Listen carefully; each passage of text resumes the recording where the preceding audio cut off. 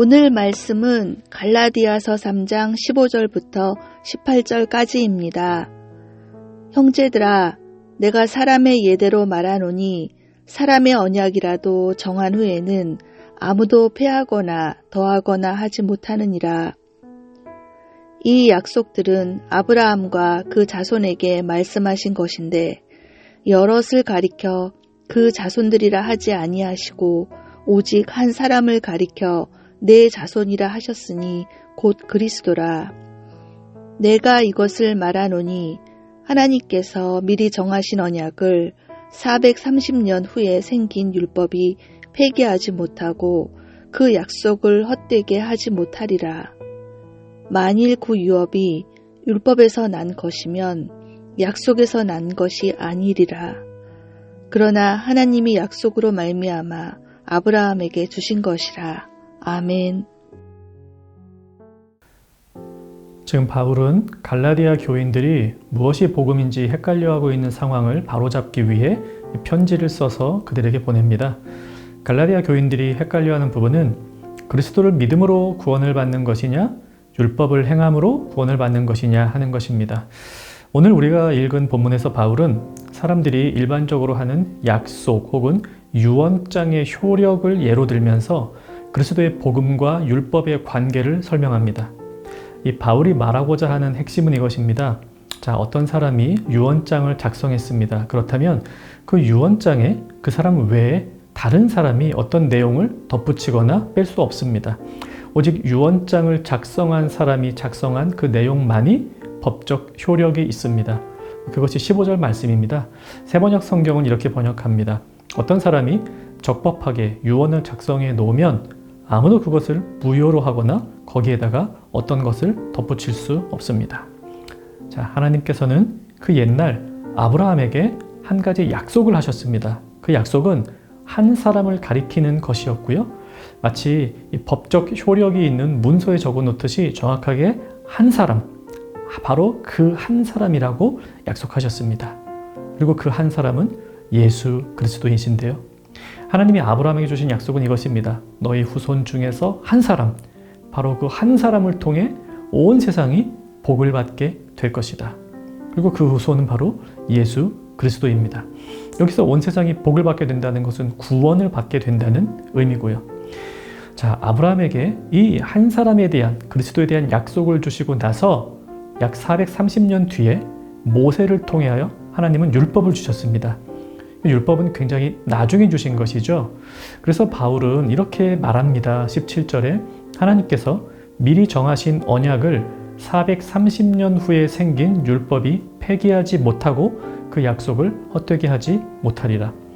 이 아브라함 때에 하나님께서 주신 약속은 예수 그리스도를 통하여 온 세상에 구원을 주시겠다는 것입니다. 사람들은 지금 그리부터 430년 뒤에 주신 율법을 통해 구원받는 거 아니야? 하고 생각하고 있었던 것이죠. 비록 율법이 왔어도 그 전에 주신 한 사람 그리스도를 통한 구원이 여전히 유효하다는 것이 오늘 본문의 내용입니다. 그럼 이런 질문이 가능하겠죠. 차라리 430년 뒤에 율법을 안 주셨으면 안 헷갈렸을 텐데 왜 율법을 주셔서 그리스도인지 율법인지 헷갈리게 하셨을까? 율법의 용도는 이제 이어지는 본문인 19절부터 나옵니다. 그건 월요일 아침 묵상에서 같이 들어보기로 하고요. 오늘 본문을 통해서 우리 이런 적용을 해봅시다.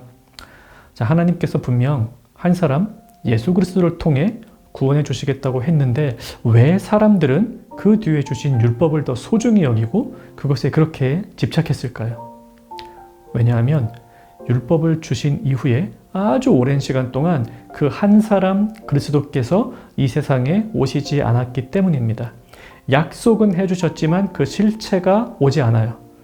근데 율법은 어떻습니까? 실체가 있죠. 눈에 보이는 계명이 있고 돌판에 새겨진 글씨가 있습니다. 이건가? 지키면 되는 건가? 하고 지키면 돼요. 그런데 그리스도에 대한 약속은 눈에 보이지가 않았습니다. 언제 이루어질지를 몰랐습니다. 그래서 그리스도를 향한 약속 대신 율법을 소중히 여겨버린 것이죠. 우리는 그렇습니다. 약속을 했으면, 계약을 맺었으면 보증을 세워야 돼요. 증인이 있거나 담보가 있어야 합니다. 그런데 하나님의 약속은 보증이 없는 것 같아요. 그리스도를 보내신다고 했지만 언제 오실지 아무도 알지 못했습니다. 그러는 동안에 사람들은 그리스도가 아니라 율법을 통해 구원을 받는 것이다 이렇게 생각하기에 이른 것입니다. 이 모든 것은 하나님의 약속을 믿지 못한 불신앙 때문입니다. 하지만 하나님은 약속에 신실하신 분이십니다. 이 한 가지 사실 우리는 확실하게 붙들어야 하겠습니다. 하나님은 반드시 약속을 지키시는 분이라는 사실을 믿는다면 율법에 그렇게 빠져들지 않았을 겁니다. 하나님은 오늘 우리에게 어떤 약속을 주시나요? 주님은 다시 오신다는 약속을 주셨습니다.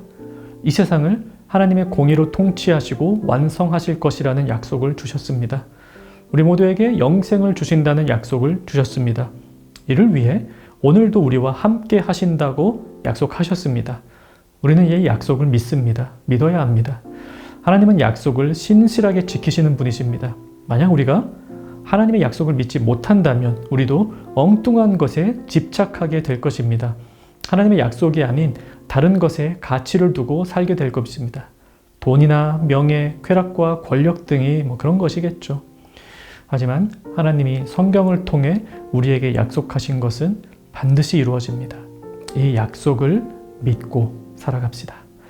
말씀 생각하며 기도하겠습니다. 주님이 다시 오심을 확실히 믿고 미래지향적인 삶을 살게 하옵소서 이렇게 기도하시고요. 또한 주님이 오늘도 우리를 인도하신다는 사실을 믿으며 현실에 뿌리내린 삶을 살게 하옵소서. 오늘 하루도 주님의 약속 믿고 살아가는 청년가족 되기를 바랍니다.